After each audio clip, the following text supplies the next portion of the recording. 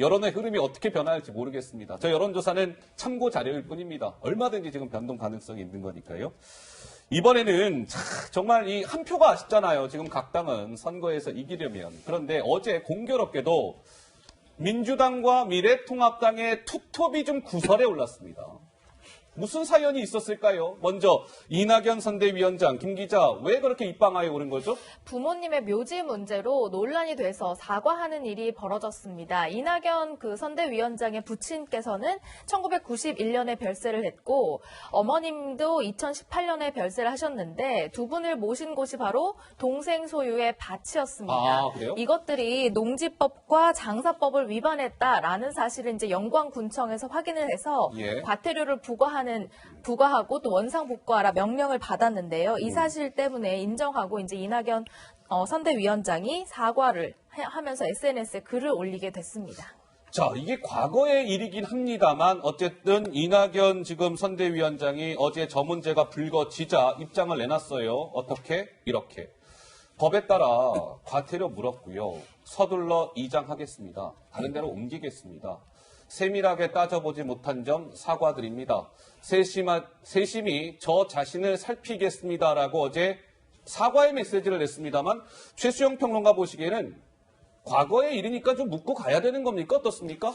사실 이제 뭐 사과했고 본인이 법에 따라서 모든 것을 처리하겠다 했으니까 그게 문제 삼긴 애매하지 않느냐라고 지적할 수 있겠으나 그러나 예. 저는 모친의 사망해서 이렇게 옮겼을 때가 2018년 이낙연 총리 시절이었습니다. 저는 총리로서 더더군다나 준법 정신을 가장 지켜야 할 그런 자리에 있는 분이 예. 당시에 저는 세밀하게 법은 몰랐어도 우리가 상식적으로 농지에다가 거기다가 이게 묘를 쓴다는 것은 그건 한 번쯤은 한번 새겨봤어야 할 일인데 너무 그렇게 그런 큰 고위직에 있을수록 그런 디테일한 부분들을 좀 봤어야 할 부분이 아닌가 싶은데 물론 지금 사과하고 본인이 바로 이장하겠다고 했으니까 문제 삼기는 어렵습니다만은 과연 이낙연 총리가 대권 후보라는 측면에서 그러니까 사실은 저렇게 이제 묘자리 쓰는 것을 다 대부분 좀 살펴보고 하지 않습니까? 예. 그런 점에서 좀 아쉽다는 생각은 제가 듭니다. 예, 신중하지 좀 못했던 네. 것 같다. 이런 말씀이시죠? 자, 이낙연 선대위원장은 이제 부모의 그 묘와 관련된 좀 논란이 있었고, 이번에는 김 기자, 미래통합당 황교안 대표는요, 어제 발언 때문에 좀 논란에 휩싸여 있다면서요? 그렇습니다. 최근 N번방 사건 때문에 많은 국민들이 분노를 하고 있는 이 와중에 N번방에 참여했던 회원들에 대한 발언이 좀 부적절했다 비판을 받고 있습니다. 어떤 발언이었는지 직접 들어보시죠. 가입자들 중에서 범죄를 용인하고 남아있었거나 또는 그 활동에 참여한 이런 사람들은 그건 처벌 대상이 돼야 된다고 생각합니다. 다만 호기심 등에 의해서 이 방에 들어왔는데 막상 보니까 적절치 않다 싶어서 활동을 그만둔 사람, 이런 사람들에 대해서는 판단이 좀 다를 수 있다고 생각합니다. 그래서 이 N번방에 대한 처벌 자체는 대표를 이제 처벌도 하고 구속도 하고 있습니다만은 관련된 사람들에 대해서는 개별적인 판단이 필요하다고 생각합니다. 네, 사실 N번방이나 박사방 이 등등에는 아무나 못 들어가고 의지가 있는 사람들이 굉장히 거액의 돈을 지불하고 들어가는 곳인데 여기에 이제 호기심 때문에 들어간 사람이라면 처벌의 판단이 다를 수 있다라고 언급한 것이 부적절하다는 겁니다. 해명을 하기로는 처벌 양형이 다양한 고려가 필요하다 이런 일반적인 이야기를 한 것이다라고 해명은 했지만 논란은 계속되고 있습니다. 호기심에 N번방 들어갔으면 처벌 판단 다를 수 있습니다. 이제 이 발언이 논란이 되고 있는 거죠. 정치권에서 좀 논란이 좀 이어지고 있는 모양새입니다. 민주당에서는 몰지각한 호기심 발언이 국민 분노를 자아내고 있다. 정의당에서는 차라리 말씀을 좀 하지 마세요. 이렇게 지금 논평을 냈고요. 통합당 내에서조차 이런 반응이 나왔다네요.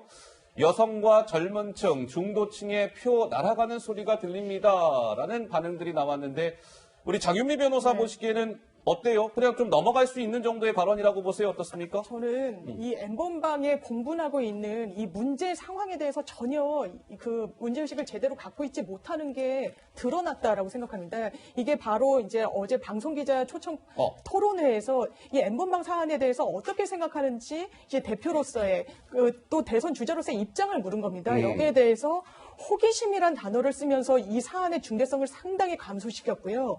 이 지금 김 기자님 말씀하신 것처럼 이 방, 텔레그램 상에서 운영되는 이 방은 본인이 단순히 눈팅하면서 링크를 타고 들어갈 수 있는 그런 구조 자체가 아닙니다. 이 방 자체는 누군가 어떤 의도를 가지고 초청을 하거나 아니면 이제 말씀하신 것처럼 암호화폐를 내면서 고액의 유료방에 들어간 사람들, 이 방이 상당히 성착취물이 굉장히 악의적으로 유통되는 걸 인지하고 있는 자들임에도 불구하고 이 당 대표라는 분이 이 호기심으로 들어간 사람들에 있어서는 사실상 면죄부를 주는 것 같이 오해될 수도 있는 발언을 했다는 점은 선거의 악재로 작용할 수 있기 때문에 당 내부에서도 비판의 목소리가 나오는 게 아닌가 싶습니다. 여당과 야당의 투톱이 같은 날 저렇게 좀 논란에 휩싸인 건데요. 저 두 분의 또 공통점이 있죠. 뭘까요? 전쟁을 치러야 됩니다. 전쟁. 저 두 분이 어디에서? 정치 1번지 종로에서 두 사람의 목소리가 준비되어 있습니다. 듣고 오시죠. 어른께서 종로 출마를 결심하시기 전부터 선의의 경쟁을 하고 싶다는 말씀을 제가 드린 바가 있습니다. 따라서 종로와 대한민국의 미래를 놓고도 선의의 경쟁을 했으면 싶고요. 문을 열고 있는 유통업체를 보고 싶었습니다. 가장 고통을 겪고 있는 것 중에 하나이기 때문에 희망을 잃지 말자는 메시지를 선거운동 첫날 첫 저의 말씀으로 국민들께 드리고 싶었습니다. 종로는 정치 1번지입니다. 대통령이 이곳에서 일을 하고 있습니다. 일을 하면서 잘 했으면 좋겠는데 총체적 난국으로 나라를 몰아갔습니다. 이러한 문재인 정권을 심판해야 합니다. 그런 측면에서 저는 종로가 문재인 정권과의 싸움의 제1번지다 이런 생각을 합니다. 그런 의미에서 종로 선거 중요합니다. 자, 오늘부터 이 4.15 총선의 공식 선거운동이 오늘부터 시작됐습니다. 이낙연 더불어민주당 후보는요, 종로에서 이제 마트를 찾았어요. 첫 일정으로 마트를 찾았고, 황교안 미래통합당 후보는 어젯밤 늦은 시간, 거의 밤 12시가 다 되기 직전, 이순신 장군 동상 앞에, 광화문 광장의 이순신 장군 동상 앞에서 저렇게 약간 출정식 비슷한 행사를 가졌습니다. 마트와 이순신 장군 동상 앞, 장소의 뭐랄까 정치학? 뭐 이런 거 있잖아요. 장수장 보시기엔 어떠세요? 의미가 있죠. 지금 이낙연 후보의 생각은 뭐냐면 예. 경제가 지금 어려워지고 있다. 경제를 우리가 지키겠다. 우리한테 맡겨달라. 그런 경제 쪽에 좀 방점이 둔 것이고. 경제의 방점이 찍혀있다. 네. 그리고 황교안 후보 같은 경우에는요. 이순신 장군. 예. 나라가 지금 무너지고 있다. 그렇기 때문에 이순신 장군의 심정으로 내가 나라를 구하겠다. 이러한 상징성을 둔 것 같습니다. 예. 누가 더 잘 한 것 같아요? 기본적으로 마트가 나요? 이순신 장군 동상 앞이 나요? 그러니까 두 분 다 의미가 두 분 있어요. 다 왜냐하면 의미가 있어요. 경제 쪽도 상당히 많이 어렵고 예. 경제가 어려워지니까 나라가 무너지고 있으니 예. 나라를 구하겠다라는 것이 이제 야당의 지금 황교안 대표의 뜻인데 예. 지켜보시죠, 뭐 이것도. 알겠습니다. 어려운 질문 드렸어요. 장소장께. 예, 우리 최수영 평론가. 예. 저는 이제 메시지를 저도 이제 전공을 하고 있기 때문에 제가 유심히 봤어요. 근데 첫 장소를 어디로 택할 것이냐를 제가 유심히 그거 봤는데. 사실 관심이에요. 그렇죠. 관전 포인트. 이게 굉장히 준비를 해야 됩니다. 네. 이렇게 사전에 어떻게 가야 하는. 근데 저 두 분이 각 당의 지금 간판이란 말이죠. 예. 그렇기 때문에 각 당의 간판이기 때문에 많은 고민했을 거예요. 그런데 왜냐하면 이 사안 자체가 지금 전체 선거의 슬로건이자 전체 선거의 메시지로 갈 수 있거든요. 그러니까 바로 지금 황교안 대표 뒷면에는 바꿔야 산다라는 걸 붙이고 구국의 결단이라는 측면을 강조한 것이고 이낙연 후보는 바로 민생이다. 민생이다. 이걸 지금 드러내고 싶었던 거죠. 그런데 둘 다 전략적으로는 어쨌든 그 호소력 있게 가는 것 같아요. 다만 여기서 평가할 수 있는 부분들은 두 분이서 새벽에 시작하면서 정말 절체절명의 승부가 여기서 시작되고 있다는 전선을 보여줬다는 측면에서 아마 굉장히 이 선거와 이 총선이 갖는 어떤 정치적 비중을 상징적으로 보여준 사례 같습니다. 알겠습니다. 여러 가지로 좀 관심을 모으고 있는 종로입니다. 그렇죠.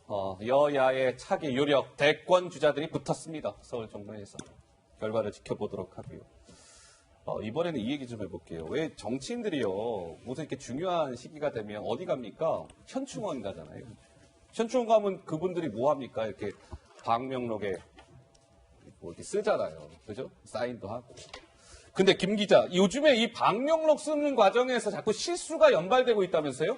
사실 많은 카메라들과 취재진들이 지켜보는 가운데서 글씨를 쓰려고 하면은 없던 것도 있던 것도 알던 것도 생각이 안 날 텐데 지금 보시는 화면은 어제 김종인 그 총괄 선대위원장이 방명록을 작성하는 모습입니다. 그런데요. 그런데 직함과 이름을 쓰는 과정에서 앞에 미래통합당을 써야 되는데 앞에 민자를 쓰고 지운 그 모습이 포착이 됐습니다. 그래서 상황에 따라서는 뭔가 먼 미래통합당처럼 보이는 해프닝이 일어나기도 했는데요. 예. 그 다음 영상도 준비되어 있습니다. 저기. 국민의당 안철수 그 대표 같은 경우에는 정치 복귀 이후에 바로 직후에 현충원을 찾았을 때 뭘 그때 잘못했는지. 오타를 많이 냈어요. 어떻게 해요? 대한민국을 써야 되는데 대한민굴로 잘못 썼다가 다시 지웠고요. 예. 또 다른 그 쪽에서는 또 오타 뭐 이렇게 맞춤법이 틀린 굳건희인데 굳건이라고 쓴다거나 뭐 이런 오타를 내기도 했습니다. 이건 문재인 대통령도 이런 적이 있었는데 올해 처음으로 현충원에 방문했을 때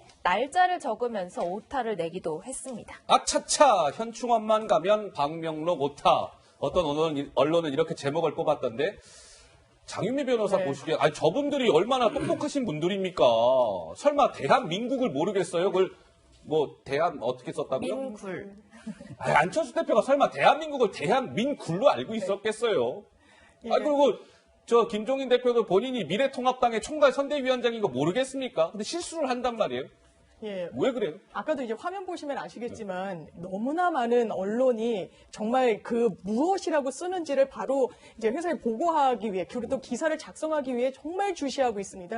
그러니까 긴장을 이제 하지 않을 수가 없는 상황이기도 하고요. 예. 그리고 이제 본인이 정신을 좀 똑바로 차려야 되는데 이제 안철수 전 대표 같은 경우에는 뭐 코로나19를 코로나 2.0 이렇게 기재해서 또 구설에 오르기도 하고 해서 이거 과연 이 엄중한 시국에 이제 문제의식을 제대로 갖고 있냐 이런 또 다른 이제 문제 제기들을 좀 자초했던 측면이 있어서 예. 이게 단순한 해프닝인 측면, 뭐 날짜를 단순히 잘못 썼다든지 이런 부분은 그냥 넘어갈 수도 있겠지만 뭐 오타를 내고 뭐 이렇게 아니란 이제 상황인식을 보여주는 경우도 종종 있어왔던 부분이 있는 것 같습니다. 네, 5기. 예. 장 소장. 예. 저거는 이제 긴장해서 그래요. 정말 아까 우리 장윤미 긴장해서 그래요? 예. 아, 정치인들도 저런 그 거물 정치인들도 긴장을 합니까? 산전수전 다 겪으셨더라도 야. 정말 카메라 그다음 많은 사람들이 보고 있지 막 셔터 소리 않습니까? 차차차차 나고 하면. 그럼요. 근데 저런 현충원 행사를 하기 전에 전날 밤에 네. 스태프들 보좌진들이요 네. 내일 이제 가서 이런 말 쓰시라라고 그러니까. 다 네. 준비해 드려요. 네. 그래도 이제 본인 생각도 쓰시니까 네. 그때 여러 가지로 헷갈리시기도 하고 긴장해서도 하고 그러는데 참 저렇게 산전수전 다 겪은 분들도 실수하는 걸 보니까 네. 참 인간적이라는 면도 보입니다. 아, 되게 좋게 긍정적으로 우리 장 소장은 해석을 하셨어요. 자, 알겠습니다. 현충원, 방명록, 뭐 해프닝이라고 해야 되겠죠? 까지 짚어드렸고 저희가 준비한 다음 주제로 한번 넘어가 보겠습니다. 역시 화면으로 준비되어 있습니다. 만나보시죠.